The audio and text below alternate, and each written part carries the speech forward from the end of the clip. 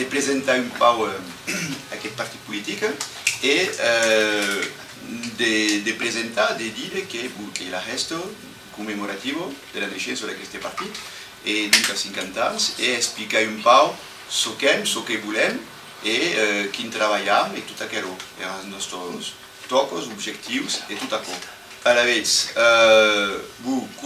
com hem entre els amics, tot el món, o quasi tot el món coneix l'història de Penno, l'història è resumita, la naixença de Penno, que n'hem parlat a taula.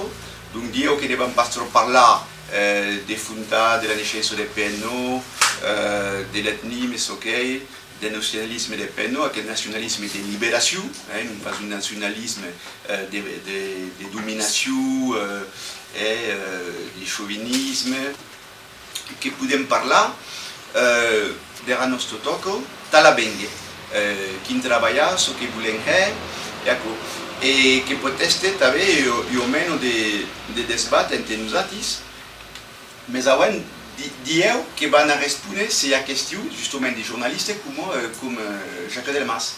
Ces qüestions particulars que te van respondre e après que van un debat entre nosaltres ta desenvolupar aquella idea d'eficacitat dintre de Penno ta obtenir més d'autonomia, més de reconeixença et tout à coup.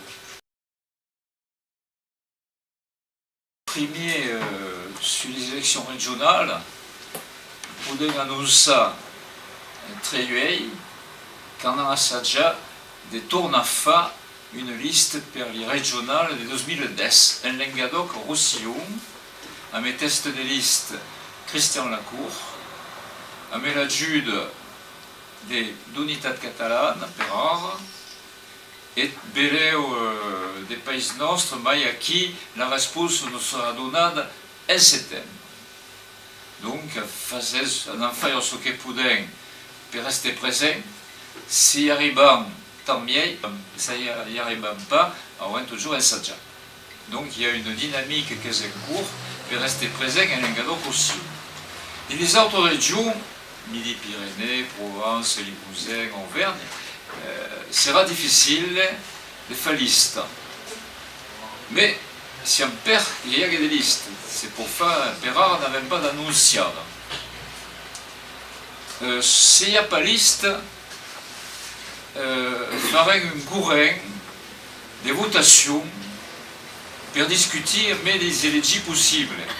C'est-à-dire qu'on a fait un projet, dans cas de région, per des mandats, en cas de liste, s'y positionne, ça se positionne sur la question de l'autonomie, sur la question des délégations de poder vers les régions, naturellement sur la culture. Dirai simplement també que notre président a déjà participé à l'élection, est candidat à des législatives et est conseiller municipal de Marignac, dans la commune d'Ontéville.